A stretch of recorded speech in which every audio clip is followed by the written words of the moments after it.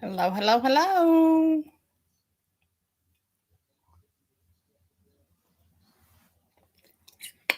Vincent who? How are you?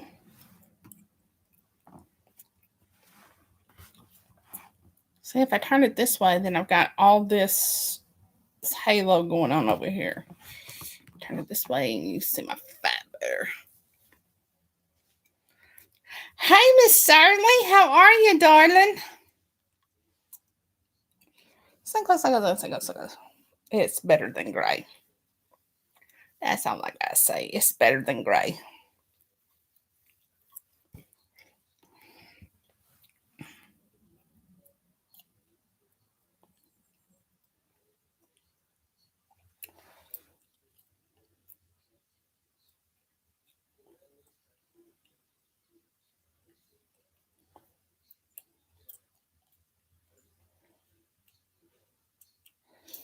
Miss Sarley, the only thing I've gotten done today is my hair. I'm not getting. I'm in the middle of doing taxes.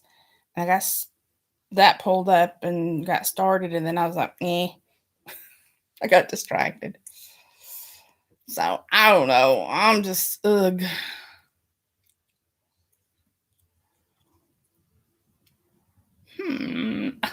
That's not what I wanted to do, dadgummit. Jackie is in the house. It's about dang time, girl. Where you been? We've been missing yous.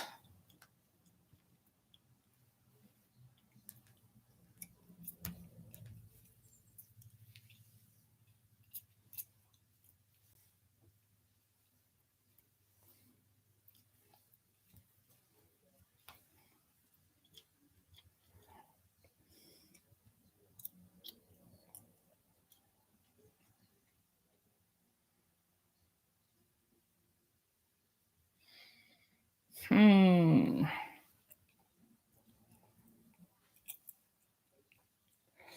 Whoop, whoop. I love healthcare. Ask me what you want to know. I can tell you.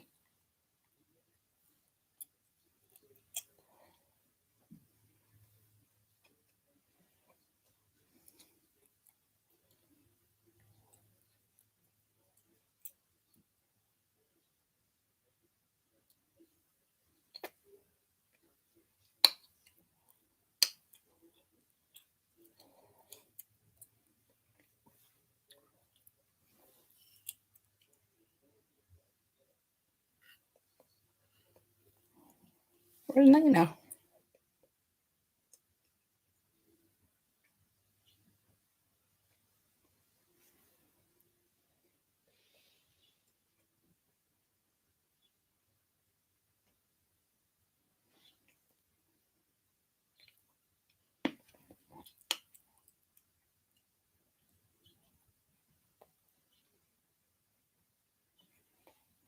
I'm reading something about the book right now. I'll be right back with you. Hey, Miss Ann, how are you, darling? See, I read chapters 1 through 4 already, preparing for this, and then Nina comes back and says she wants you to read 11, 12, and 13. So then I got to try to catch up to see so I can set it up.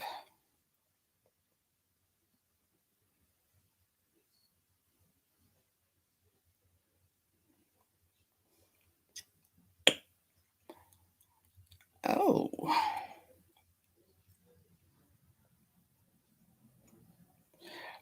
Oh, yeah, I'm going to finish this book.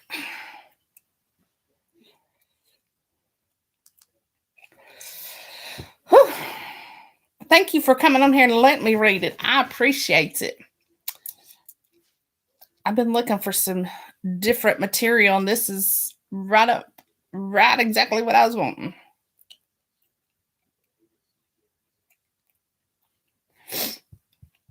Um, I I don't like zombies. I sort of kind of get into The Walking Dead until the zombies come on, and then I'm like, no, no, no. Zombies don't interest me. Vampires, werewolves, all that stuff, yeah. Not zombies. Don't know. And I agree. But I like to zombies is not my cup of tea, and normally I wouldn't want to read anything personally for this. If I saw this, I would be like, no. No, they're not, Jackie. You and Nina can keep your zombies. Um,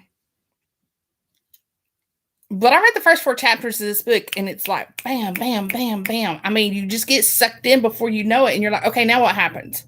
It's fast paced enough. I love that. And I like to read different stuff on here because not only does it bring me to new authors and new genres like this, then Jackie, there's enough of you and Nina to go around loving them. I'll just stick to my shifters. Thank you very much. But on here, I try to keep different stuff for different people. Introduce everybody to different things because you never know.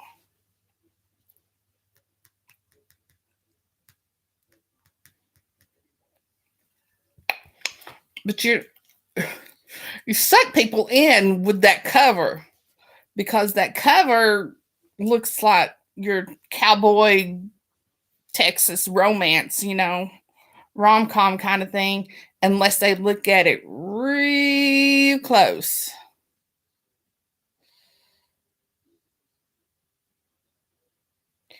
The only reason I've ever watched the Walking Dead, Jackie, is because of Negan. And half the time when I watch it, he ain't even on there. Miss Shirley, I'm with you. Let's bring out some sexy vampires. Now, I was trying to see who I was going to be reading in this so I can know how to do my voices. I like to get my characters ahead of time, but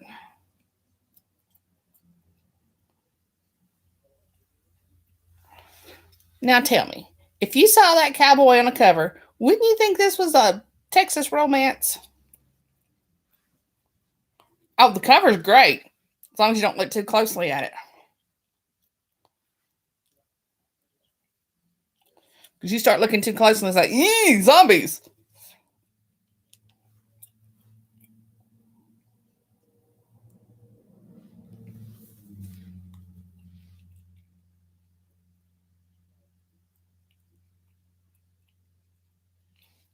Yeah, I could totally see this.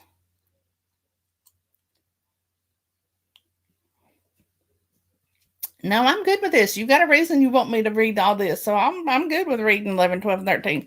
I'm just saying that I had already read chapters 1 through 4 because I didn't know what I was getting into, and I wanted to be prepared.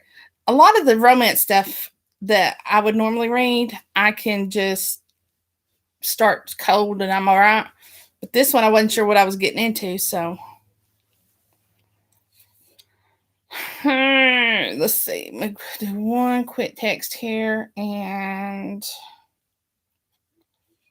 then we'll get started.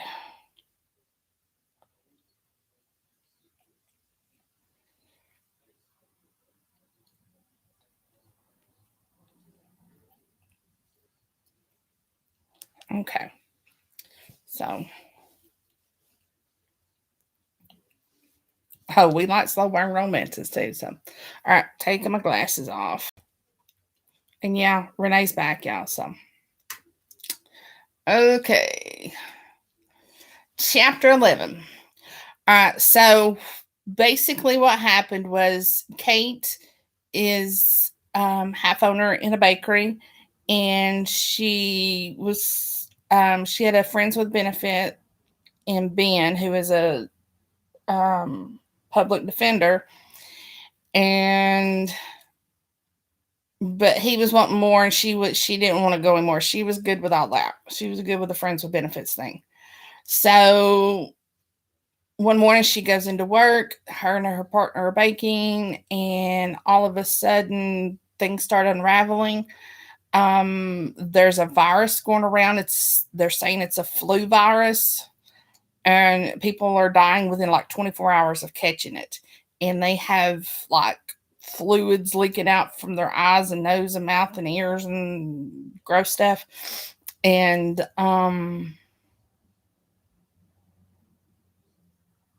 So they're quarantining everybody, which we all know about. Only this was worse than what we went through.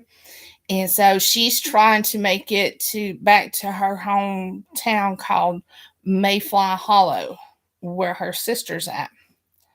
It's just her and her sister's got a husband, a boyfriend, something. And so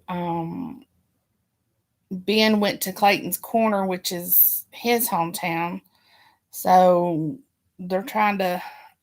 Now I'm jumping to chapter 11, and I'm really not sure where I'm at here. So we're going to learn about this part ourselves together.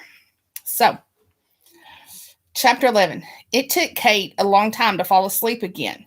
She felt saddled by what Ben had told her. A millstone hung from her neck. She knew that smothering feeling. It was one she'd always avoided whenever possible. Duty. Burdensome responsibility both to Ben and those at the compound. This time, Kate couldn't ignore it. She was seriously going to have to think about driving back to Clayton's Corners, though the trek seemed as insurmountable as ascending Mount Kilimanjaro. Kilimanjaro.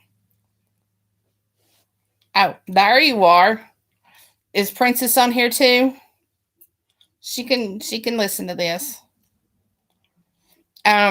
For Anne, I think you're the only one on here that's not normally on here. Ori is Nina. So um what had Ben meant when he said the creatures were organizing? Did that mean they were capable of communication with each other? Was that why they clacked their teeth before attacking? Were they attracted by noise? There were so many unknowns. Worry licked at her spine, aware the only thing that would tame her anxiety was preparedness. Kate found her scrap of paper on the nightstand and added practice shooting buds guns to her list. Um, yeah, I'm going past that. Water heated on the stove for coffee when Connie's voice came over the walkie. How are you doing today? I'm all right. I'm all right. Kate hesitated to tell her sister about her late night phone call. She tried several times during the last days to get Connie to listen to her, but she merely changed the subject. Forget it. It's useless. So, tomorrow's the big day. You can come up to the house first thing and have breakfast with everyone. Then I'll show you around. Let me see if I can recite their names, Kate said. There's Otis and his wife, Peggy, and Jamie and Judy, and their daughter, what's her name? Nora. She's 10, and Judy homeschools her. Taylor's our youngest hired hand. He's your age, 30.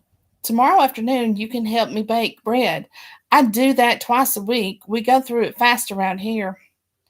Okay, I'll drive the van up. I've got all sorts of things to give you. What are you up to today? Canning. I've got a bushel of tomatoes, over 50 pounds worth, to process. Kate frowned. Where did you get tomatoes this time of year? We have a hydroponic garden in an outbuilding. We set it up last year. Hydroponic? The roots grow in water. We use LED lights, and that way we have fresh produce year round. I planted a root vegetable garden out back too. You'll see tomorrow. Kate finished ironing patches on the holy knees of jeans. She neatly folded them back into the milk crate and laid the cool iron on top. Opening the door, she put the crate on the porch, catching sight of the gangly man in the flannel shirt she'd seen before. He no longer wore a mask. Clean shaven and handsome in a non conventional way, he ambled down the gravel road as if he had a care in the world, an Australian shepherd trailing behind him. As he came toward the cabin, Kate leaned on the door jamb. He stopped at the bottom step, tipping his hat in greeting. The dog mounted the bottom stair, but froze and settled on his haunches when the man commanded, Hill, Ace. You Jamie or Taylor? His irises were the bluest blue she had ever seen. They blazed against her suntan skin. Taylor? I'm Kate Halloran, Connie's sister. I know, the baker. Stubborn and hard-headed. We've heard all about you. Teller's grin was crooked, and he spoke with a lazy drawl. His gaze swept over her, and she blushed. Oh, by the way, they're up in the Pennsylvania area. I don't know. Is Mayfly Hollow in Pennsylvania too? I didn't read that far. I know she was telling Ben one thing and doing something else. So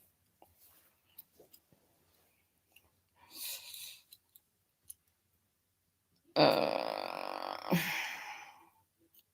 she narrowed her eyes before answering. Seth been bitching about me? Teller chuckled. Seth is Seth, but Connie talks about you all the time.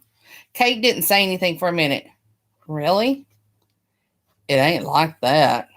He didn't lose his grin, putting his hands up. Teller said, what I'm wondering is if you're as great a baker as your sister promises. Kate's mouth quirked. There was something about him that drew her in.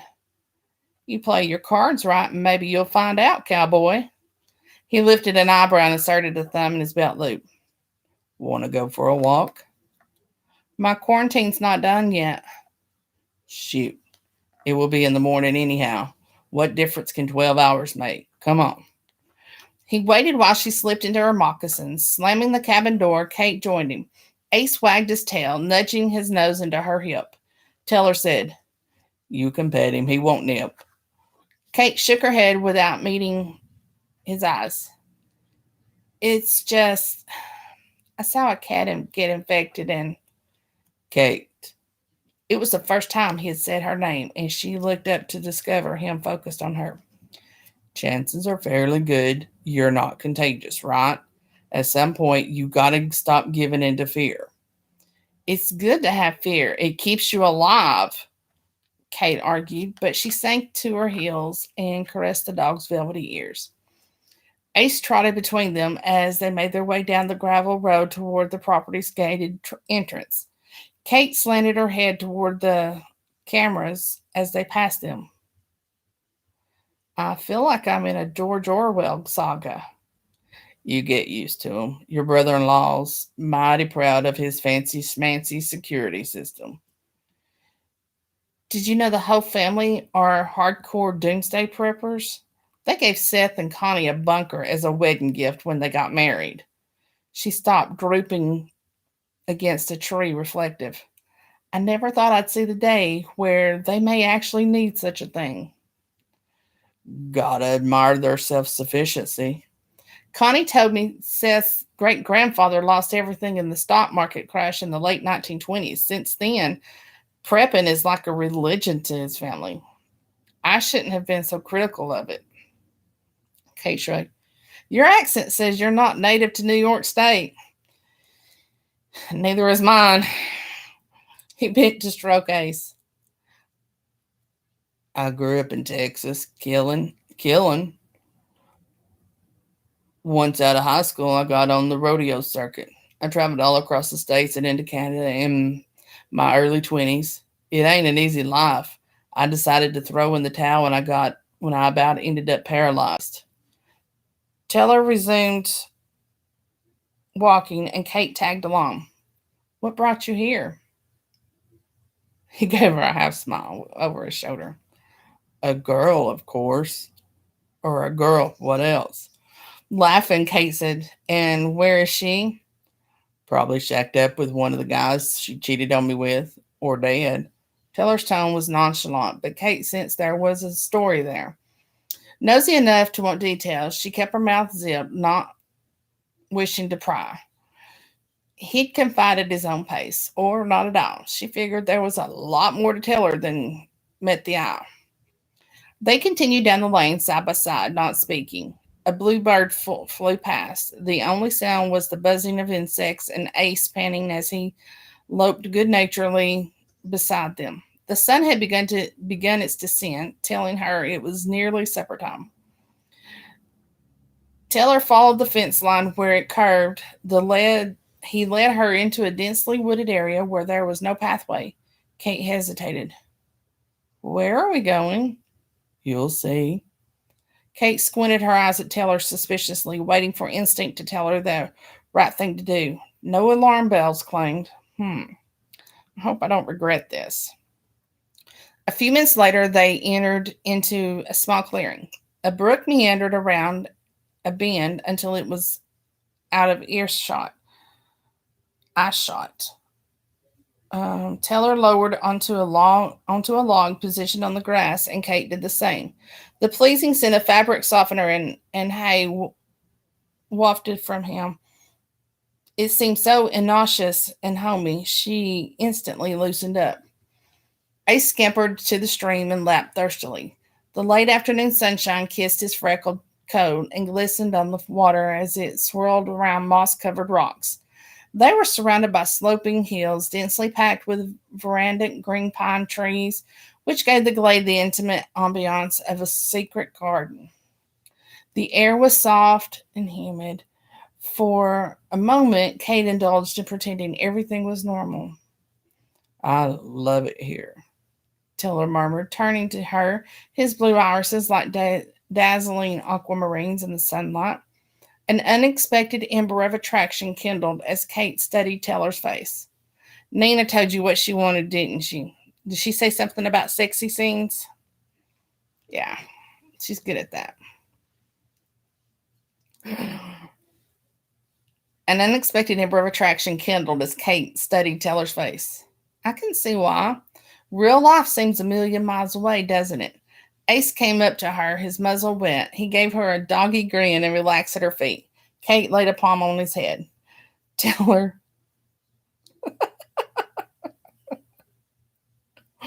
Uh-huh.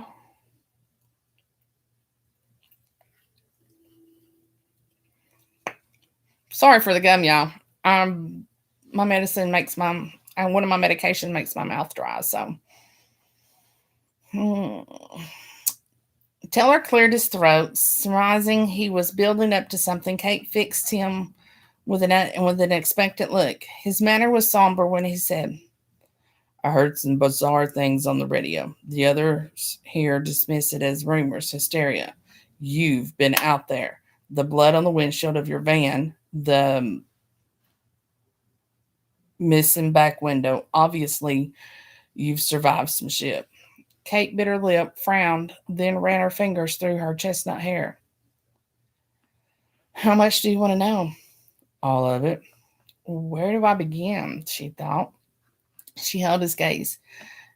You sure? You're not going to like what I have to say. Tell me everything. Chapter 12. By the skin of my teeth, I made it, and here I am. Taylor didn't comment.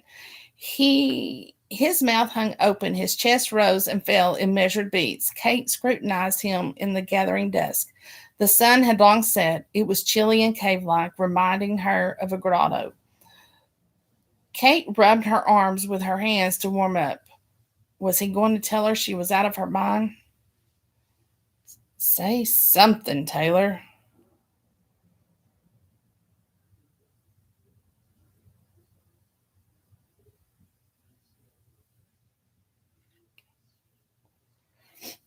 He shook his head, snagging his cowboy hat off before scratching his neck. His hair was dark and cropped close to his scalp. What can I say to all that? Kate's voice came out brusque when she asked, How about you believe me? Heck, why do you think I'm speechless, girl? I do believe you. Why? Nobody else has. The rumors on the radio were the first inkling. Taylor's brows pulled together. Why would you lie? I wouldn't. I'm not a liar. I'm just trying to process all the information. Dang, you're prickly. That's part of my charm, Kate said dryly. And worry as hell. A valuable survival skill. Taylor didn't respond. I've tried warning Seth and Connie. My words have fallen on deaf ears. Kate tipped her head back and inhaled deeply. She whispered, You may have no idea the responsibility I feel being the only person here who knows what's really going on outside the fence. A frigid wind picked up, making the tree branches sway. Taylor asked, Know what that is?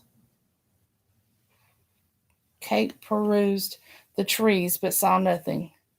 No, what? The winds of change are coming for the skeptics. The folks here won't be able to ignore reality forever. Kate shivered. Taylor unfolded from the log and stood brushing his palms across his seat. He held his hand out to her to help her up. She took it. It was big and calloused, comforting. Silently, they headed back to the gravel road, Ace following behind. The sky darkened as night fell, blanketing everything in shadows. The light on the front porch of Kate's cabin was like the North Star guiding her home. When she opened the cabin door, she paused, examining Taylor. The rose glow of the porch light blurred the planes of his profile and made him look like a different person, harsher, mysterious. Kate couldn't help questioning how much of his gee golly routine was genuine. He intrigued her. See you at breakfast. Thank you for letting me in, Kate. I know it ain't easy. With a whistle to Ace, he tipped his hat and disappeared into the night. Later in bed, Kate's brain wouldn't quite tell her.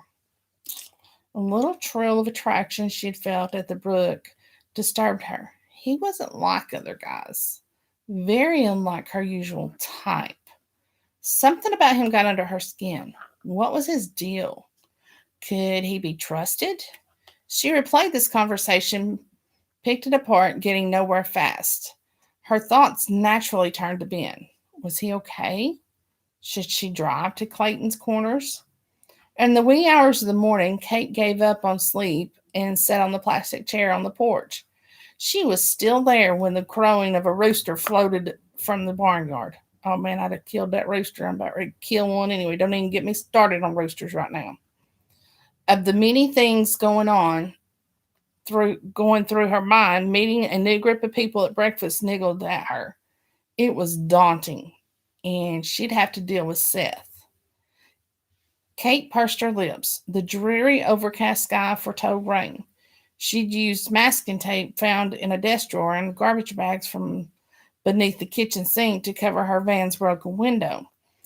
It would never outlast a torrential downpour, but there was nothing else she could do. Deciding to change and head to the farmhouse, Kate went inside and pawed through the apparel Connie had sent down the day before. She removed some weapons and supplies from her van, stashing them in the cabin just in case. Getting behind the steering wheel, Kate started her van. She maneuvered around the bend in the road and past the outbuildings. She parked behind the house, next to the kitchen door. She parked behind the house next to the kitchen door. When Kate got out, she was mindful of the chickens pecking around. A clucking brown hen approached her. That's Amy. I'll be right back, Connie said from the screen door. She returned with a strawberry. She kneeled down, and Amy waddled over to eat the berry from Connie's hand. She's my favorite speckled Sussex. Such a sweetheart. My best layer, too. Oh, you don't get near my chickens. They'll hurt you. Boo boo right there. I don't think you guys can see it. I got flogged by a rooster yesterday. Um,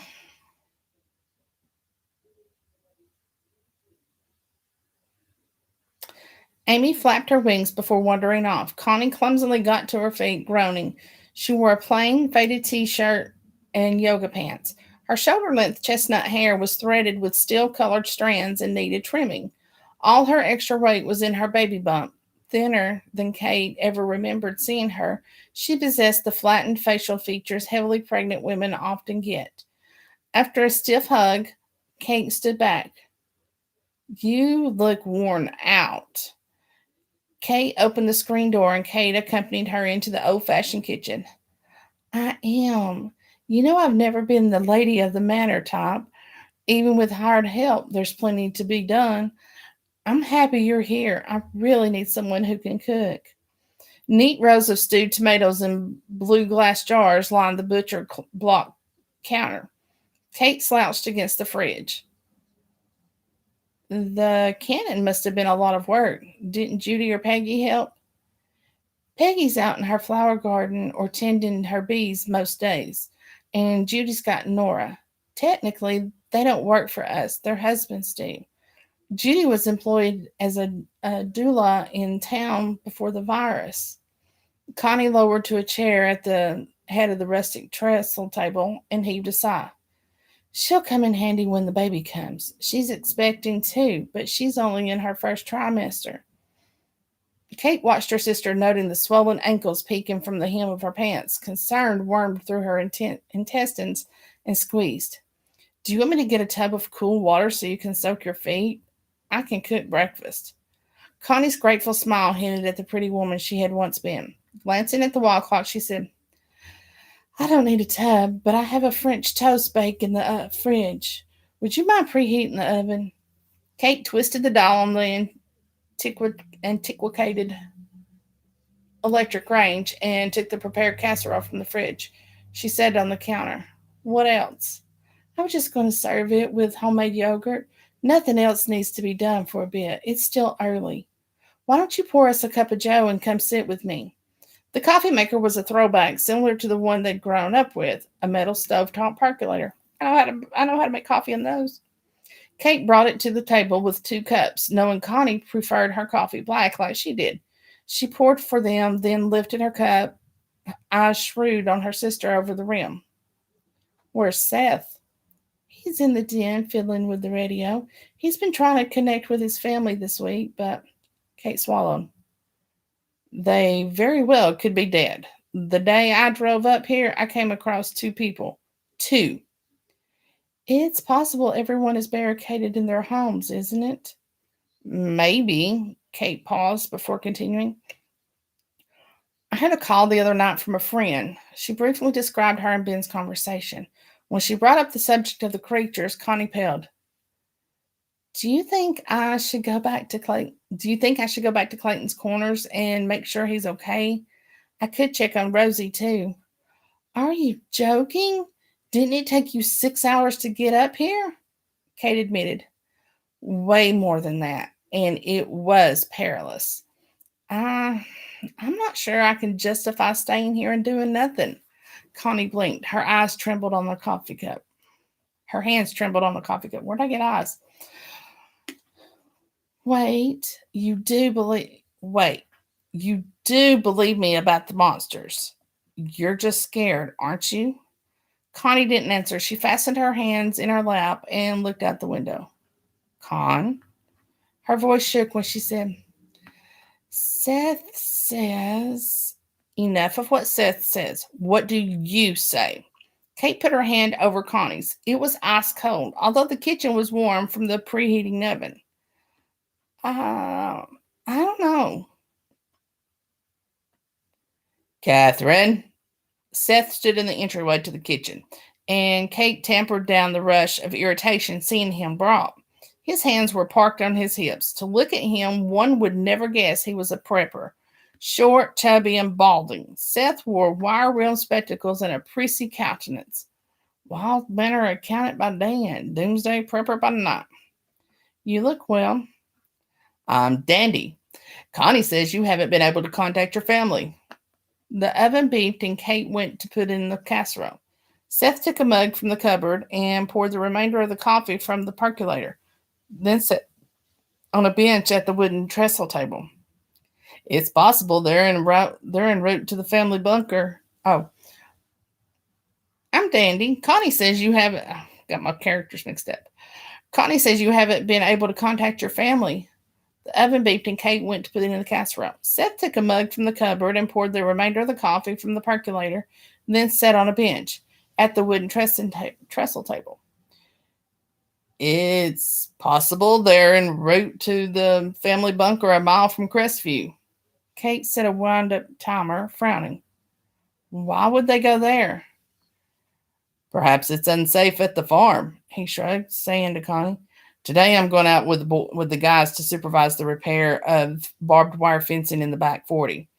I want to get the livestock through the security gates and out to pasture there soon. Can you make up a cooler with sandwiches and a thermos of lemonade? We won't be back till late afternoon. Connie began to get up, but Kate snapped. Sit down, Con. Can't you see she's exhausted, Seth? She's been working too hard. Seth's blank expression caused anger to bloom in Kate's chest. He's fucking clueless. I'm fine, Connie protested, but Kate lasered her with a look and she stayed put. I'll pack the lunch while breakfast bakes. Get me the cooler, Seth. Annoyance crossed his face, but he did as Kate bid. She poked around in the fridge, finding cooked chicken breast, lettuce, and mustard. A sliced loaf of homemade bread was on the counter. She assembled the sandwiches after rummaging in the cupboard for a thermos. Kate filled it with lemonade. There was potato salad in the fridge, which she doled out into reusable plastic containers. She turned to Seth. Can you go out to my van and find the granola? I'll send some in the cooler. Wordlessly, he left the room, his mouth tight. Connie chastened. You shouldn't talk to him like that. Like what? It won't kill him to fetch granola, Kate drawled. You've spoiled him. Do you want to end up on bed rest? I'm no doctor, but it's been it was being on my feet canning all day yesterday, that's all. When Kate opened the freezer for the ice packs, Connie volunteered. They're in the chest freezer in the laundry room. The laundry room floor was heaped with dirty clothes. Before looking for the ice packs, Kate loaded the washer. When she came back out into the kitchen, the granola was on the butcher block, but Seth was nowhere to be found. Kate bit back the bile that threatened to spew from her as she portioned the granola into zipper bags and added raisins. Eek! She'd never be able to tolerate granola again. Connie was at her elbow when Kate secured the lid on the packed cooler. She asked, Are you okay? You look funny. Oh, are you okay? You look funny. I'm all right. Just go relax. The timer went off. Kate gulped away the saliva collected in her mouth and checked the casserole. Everybody will be coming in shortly. I can help dish the yogurt, Connie said. But Kate shooed her away. She found the coffee grounds and got another pot going, then laid the table. Intending to serve family style, she put the crock of vanilla yogurt in the center of the table with bowls of berries, granola, and nuts. She just pulled the French toast bake from the oven when Taylor came in, freshly showered and wearing a linen shirt and denims. The scent of soap drifted to Kate. She felt his gaze and a blush crept over her. Calling out a greeting, he took off his hat and had a seat at the table. A loud squawk of feedback drifted from down the hall, followed by the sound of a woman's voice. Connie said, Seth's radio! Kate hurried from the kitchen, Taylor on her heels. Seth met them at the open door to his den. His eyes were wide behind his glasses, making him look like an owl. The voice over the speakers of the sophisticated equipment was high pitched and panicky, and the connection poor. Please, somebody, this is Audrey Davis in River Heights. I, people are trying to get in. Should be dead. Please, help. Blue House, Swans, Oak Street. Seth's skin drained of color on Kate's meaningful look. His gaze shifted away. There it was. She felt the zap of it vindication. Recognizing it for what it was, Kate snuffed the grim self-satisfaction that came along with it. She said coolly, Kind of sounds like what I encountered on my trip up, doesn't it? Looking perplexed, Connie clung to Kate's arm. Her lips trembled. Well, what should we do, Kate? Absolute, absolutely nothing. It's not our affair, Seth said, diving for the doorknob to the den. Kate put her foot forward to stop the door from latching. I guess I feel differently. You can communicate with your radio, right? Let's try to reconnect with her. Kate attempted to step into the den, but Seth wouldn't yield passage. No, we aren't getting involved. Kate glowered at Seth, then at Taylor, then Connie. Both Seth and Connie avoided her scrutiny, but Taylor was watchful. He exuded impartiality. Kate had told herself she would refuse assistance the next time she wouldn't refuse assistance the next time she was asked. I'm reading that wrong. Kate had told herself she wouldn't refuse assistance the next time she was asked, hadn't she? She felt bad enough she wasn't helping Ben. She certainly wasn't going to disregard someone a town over. How can we turn our backs? How can we turn our backs on her? What if it was one of us begging for the radio?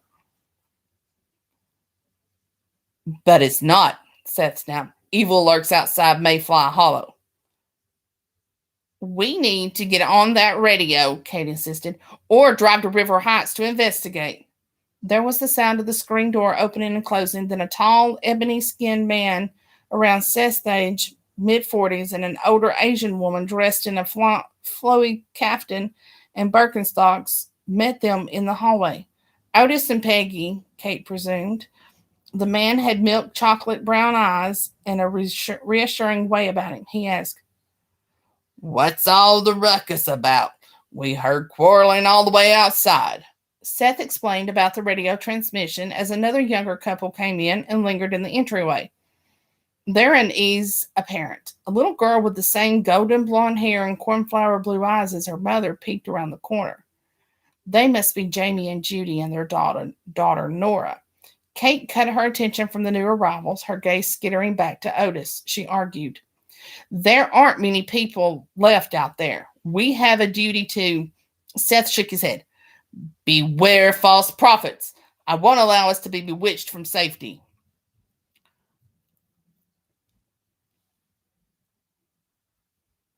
"I'll ask her if she's got symptoms. We can isolate her like you did with me. There are empty cabins next to mine." "It's deception, Catherine, a ploy." "A ploy? The wicked will use their wiles any way they can. Satan." "What?"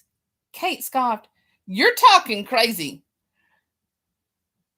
"Now let's all simmer down," the dark-skinned man said, coming to stand in front of Seth, facing Kate. "So you must be Connie's sister. I'm Otis." She nodded. She nodded, puzzled by Seth's words. He was always a pain in the ass, but she'd never heard him spout off in such a way. Was he off his rocker? "There's no time for introductions, Otis. We've got to try the radio to get motoring. I saw a beast fall on a lady on the interstate. It tore into her jugular. She bled out within seconds." Judy gasped, whipping around to cover Nora's ears with her hands and hustling her from the house. Kate looked at everyone in turn. Seth mumbling to himself indignantly. Connie ashamed. Peggy stunned. Otis disturbed. Jamie bemused. Kate huffed, then met Taylor's steadfast eyes. She threw him a beseeching look and he dipped his chin. "Kate's right. We need to decide now what we're going to do. There ain't time for squabbling. Should we open a dialogue with that gal?" Seth focused wrathful eyes on Kate, his mouth clamping shut. "Shall we put it up for a vote?" Connie asked weakly. Kate threw her hands in the air. "So is that how it works around here? You all vote? Majority decrees whether the poor bitch gets a chance?" "Kate, please," Connie broke in. "If it's really that bad out there, I don't know if—" "I've tried telling you what my friend said, Con, but you don't want to hear it. Those things are rallying. The time to help people is now. That woman could be us someday." "Never. My fence is like the walls of Jericho," Seth began. Kate snarled, "Are you for real? You better reread your Bible. Even I know the walls of Jericho eventually crumbled." "Nonetheless, Seth, if the monsters gather, you haven't seen them in action. I have. They are real zombies." There were audible gasps. The notion had nagged her for weeks. Kate hadn't wanted to admit it, but that's what they were. Zombies. She closed her eyes and reined herself in before reopening them. The others remained silent, regarding Kate as if she were a lit fuse on a stick of dynamite. She asked Taylor, "Do you know how to work that radio?" Taylor looked at Seth as if he were unwilling to openly defy him. "She's probably already dead by now," Kate hissed. "Seriously? I appreciate your feelings, all of you, really, but I'm going to River Heights, even if I have to go by myself." She pushed her way through the corridor, Taylor followed, grabbing her arm before she got far. "Kate, you're acting pig-headed here. You're letting your emotions rule instead of common sense. I know you feel sorrow about not saving that gal on the interstate." And Ben, tears coursed down Kate's cheeks. She flicked them away with impatient fingers. Taylor put his arms around her and hauled her to his chest. At first, she resisted, but he smelled so good, soothing. She leaned into him for a moment. When she pulled away, Kate was dried and in control. "Will you help me?" She could see Taylor caving. Seth stalked past them and went outside, banging the screen door and ranting to himself. Taylor shrugged with resignation. "All righty then. I'll give the radio a try." He led her past Connie, Otis, Peggy, and Jamie, where they loitered indecisively and into Seth's den, plopping into the rolling chair. Taylor adjusted the knobs on the complicated equipment before speaking into the apparatus. There was feedback, but no response from the woman or anyone else, no matter how many times he tried. "It's hopeless. She's not going to answer," Kate moaned. "I feel half inclined to go anyway. Should I tell her?" Taylor's mouth curved into a lazy smile. "You got a lot of grit, girl." She raised her eyebrows, surprised. Nobody had ever said such a thing to her before. "You think so?" "No, so. But rushing in is foolhardy," he cautioned. I can't have you going alone. I'll run I'll run you to River Heights." Kate breathed and smiled, feeling not so alone for the first time in days. "Thank you, but I'm famished. Get us a snack and drinks, and I'll bring my truck around." Taylor rushed from the house, and Kate hastily grabbed sandwiches and the thermos of lemonade from the cooler. The others eyed her warily as they sat at the table, half-heartedly eating breakfast. Kate didn't say anything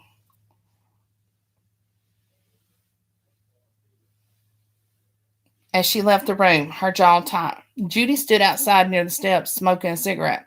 When she saw Kate, she flinched guiltily, throwing her cigarette butt to the gravel. She ground it in with her shoe. "I know I shouldn't be smoking. It's nerves." Kate readjusted the thermos under her arm. Remorse flickered. "Judy?" The woman was Connie's age with a peaches and cream complexion. She hugged her arms around her midsection, pinning her blue eyes on Kate.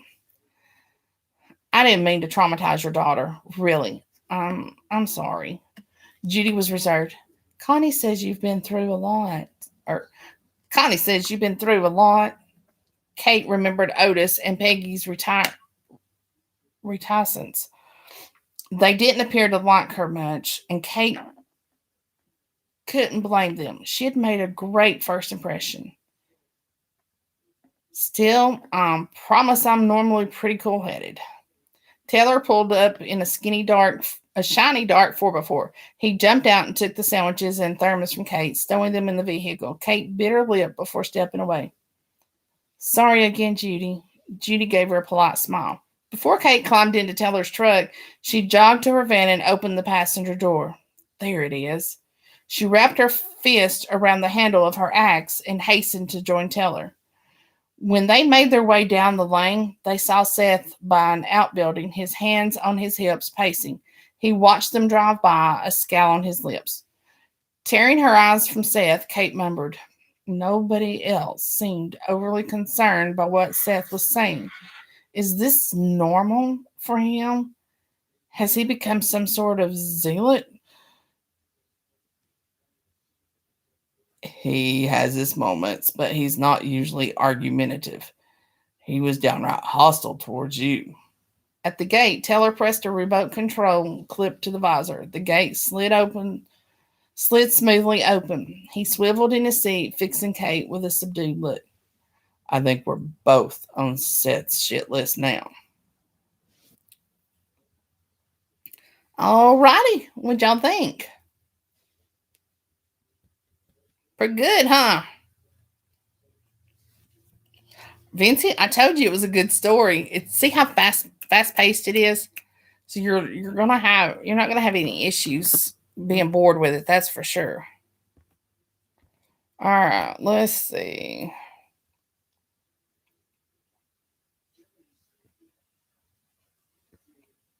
What have I missed?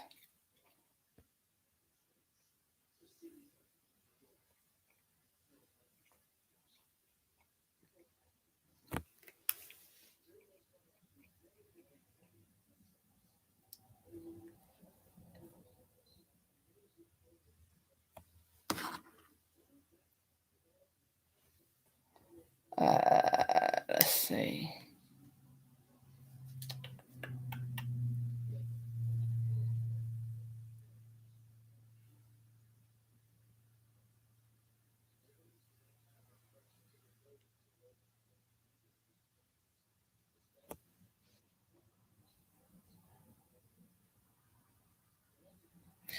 Um,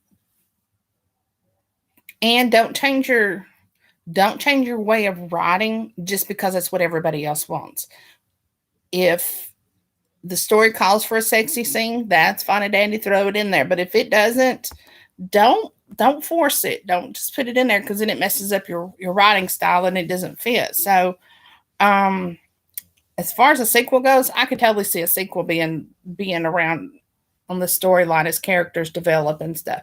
But let the characters talk to you. Don't force them to do something just because that's what everybody else wants or that's the norm. Stay true to yourself and stay true to the story. Now I'm not saying the smutty scene won't come up. That's fine and dandy.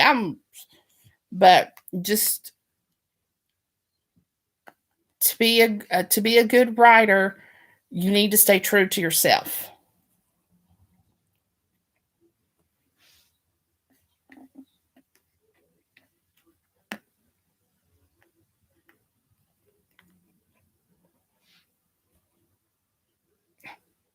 Ronnie's going to be in my.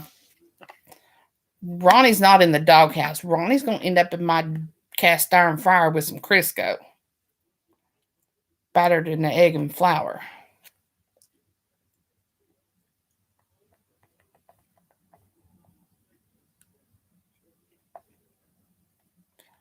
Ooh, I love audiobooks.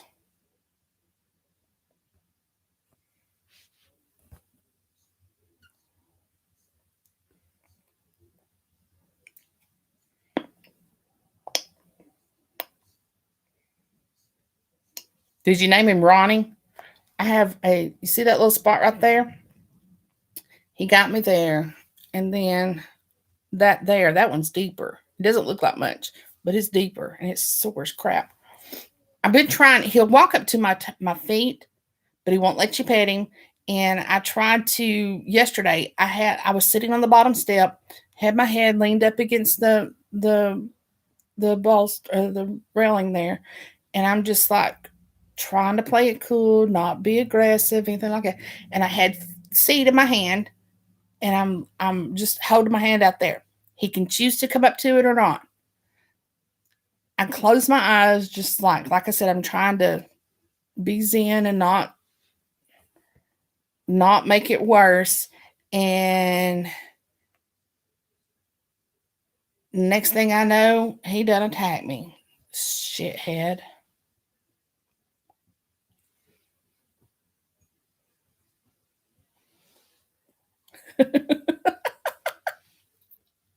Hey, if it's a horny little thing, go for it.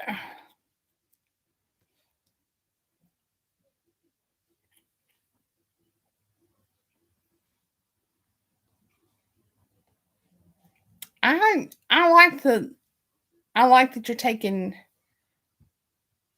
different characters and writing their own book about it. But yeah, you can intermingle. That way they can be a standalone or not, you know? I like those that they're okay as a standalone, but it's better if you read the whole thing.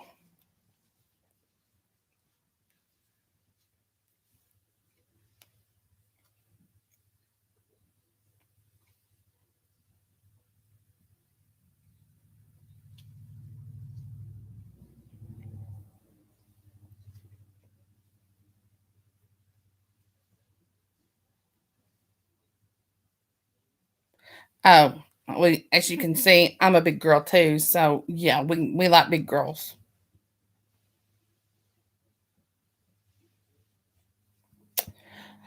Alrighty, so all right, y'all. This book's free on KU, or it's $3.99, I think, is what I saw. I don't know. Go get it, read it. Like I said, I sit here and read the first 4 chapters, and I wasn't even bored. I mean, I was like, "Whoa, wait a minute!" So now I've got to go back and read 5, 6, 7, 5 through 10, and then I can skip to 14. So I'm gonna go see what her trip up was like.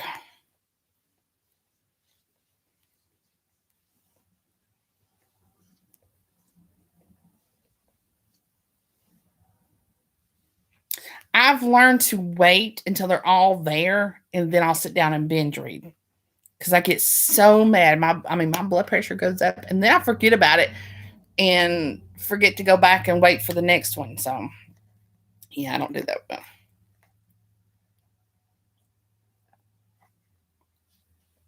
All righty, you guys have a great day. I'm gonna go do some taxes, and we'll talk at you later. Happy reading.